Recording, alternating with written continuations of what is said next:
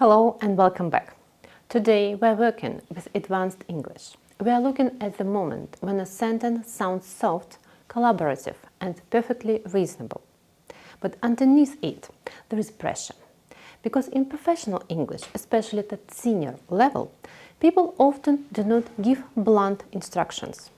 They often use language that sounds flexible on the surface, while still making their expectation very clear. Today, we're looking at how English creates pressure without sounding direct, how obligation is often implied rather than stated, how managers and senior professionals use soft authority, and how to hear the difference between genuine flexibility and controlled expectation. Let's start with two sentences. Send me the final presentation deck by 3. It would be great to have the final presentation deck by 3. The second one sounds softer and more optional, but in many professional contexts, it is not optional at all. In fact, it is often more effective than the direct version, because it does 3 things at once. It keeps the tone smooth, it protects the speaker from sounding heavy, and it still creates a clear expectation. Obligation can be carried indirectly, but at the same time it is softened, distributed and socially managed. Let's look at some examples of false optionality. That means language that sounds like there is a choice, but functions like expectation. Could we aim to get this wrap up today? It would be helpful to have this before the call. I'd like us to move fairly quickly on this. If we could get a clean version by Thursday, that would be ideal. It might make sense to send legal a version before close. These sentences present the action as reasonable, collaborative and situational, rather than commanded, forced or explicitly assigned. And yet, in many real meetings, the listener understands. This needs to happen. That is why advanced learners need to stop listening only for direct commands, because a lot of professional pressure is carried in softer language.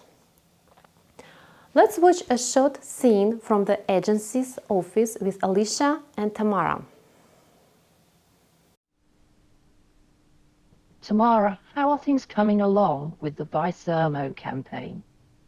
Oh, it's nearly ready. We just need a little bit more time on it. We're tight on time before the client review. Oh, I can adjust the deck after lunch. Okay, if we could get a clean version of the document before 2, that would be ideal. I'd like a little time to look at it before we go into the meeting.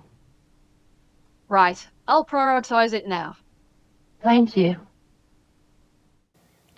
So what just happened? Alicia does not say, do it now. I need it by 2. You must prioritize this. Instead, she says, if we could get a clean version before 2, that would be ideal. I'd like a little time to look at it before it goes out. Now, let's be honest. Is it really optional? Not really. The phrases if we could, that would be ideal, I'd like, are collaborative, but they point to a deadline, show expectations of movement, carry suggestion to reorder your priorities. And Tamara hears exactly that. This is advanced English because the surface form is soft, but the functional meaning is strong. Let's break down the most common tools of soft authority. You can start sentences using phrases. It would be great, helpful, ideal. For example, it would be great to have this by Thursday. It would be helpful to get finances view before we send it. It would be ideal to have a clean version before the client sees it.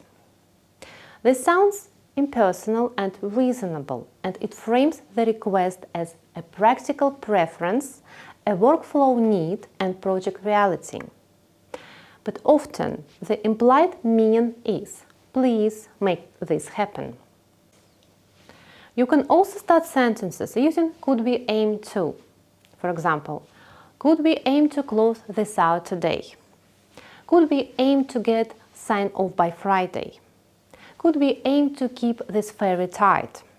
This is a very useful advanced phrase because it sounds shared. A form of collaborative target setting, but it still often functions as a direction, a timeline signal, and a pressure cue. You can also start sentences using I'd like, for example. I'd like a revised version before lunch. I'd like us to tighten the opening section. I'd like this handled before the board sees it. At senior level, I'd like can sound much stronger than it appears. It sounds measured, controlled and confident, and in many workplaces that calmness carries authority. Another useful phrase is I'll leave that with you. This is one of my favorite advanced examples. I'll leave you to think about that. I'll let you take that forward. These can sound polite and trusting, but sometimes they can mean this is now your responsibility. I expect follow-through. I'm not going to repeat myself. There is one more important point here. Because soft authority is not always automatically good, in many English-speaking workplaces, calm, indirect language can sound professional and controlled. But if you soften too much, something else can happen.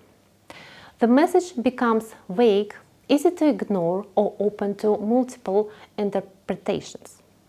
And that creates a management problem. So here is the real advanced question. When does softened language preserve professionalism? And when does it weaken execution? Let's compare. It would be great to have this soon. Could we aim to have this finalized by 3 today? The first one sounds polite, but it's too loose. The second one sounds polite too, but it adds a real time frame, a shared target, operational clarity. That is the difference. Strong managers in English often do not sound forceful. They are specific, timely, hard to misunderstand. So the takeaway from this is not soften the request. It is soften the tone but tighten the instruction. That is where professional English becomes genuinely effective. There is another important management insight here. Sometimes directness is actually the better choice. If there is real urgency, accountability is already unclear, the person has missed earlier signals, or the stakes are high, then overly elegant softening can become counterproductive.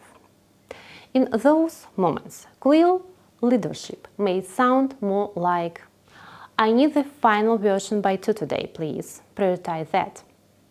Please send legal the revised draft before close of today. Let's make this the priority for today. Still calm and professional, but no longer disguised as optional. So the real advanced skill is not just recognizing soft authority. It is knowing when to use it and when to sharpen it. Another reason this language matters is that it protects the speaker. Compare. You need to fix this today. It would be good to get this resolved today.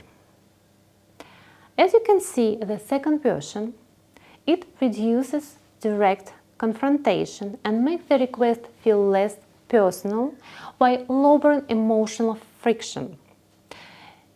If someone pushes back, the speaker can still sound reasonable. This is a major feature of professional English. Pressure is often phrased as process, preference or practicality, not as raw command.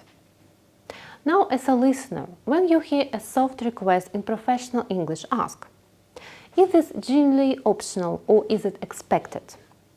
Who is actually responsible for this action? Is ownership being shifted to me? What would happen if nobody did it? If you are the person speaking, especially if you manage others, ask something equally important. Have I softened the tone but kept the instruction clear? Is it clear what needs to happen next? Have I created alignment or ambiguity? That is where good communication becomes good leadership. So let's have a quick review. In advanced professional English, the strongest pressure is often not expressed through direct commands. It can be done through timing, implication, shared framing, process language, calm expectation. That means advanced English. It's not only about speaking politely. It's about recognizing hidden obligation, soft authority, false optionality, and the language of accountability. And if you're leading others, the real skill is even more precise. Soften the tone, but tighten the instruction. And that is much more advanced skill. Thanks for watching, and if this video was helpful for you, then you might like to subscribe to our channel. I hope to see you in the next lesson. Bye for now.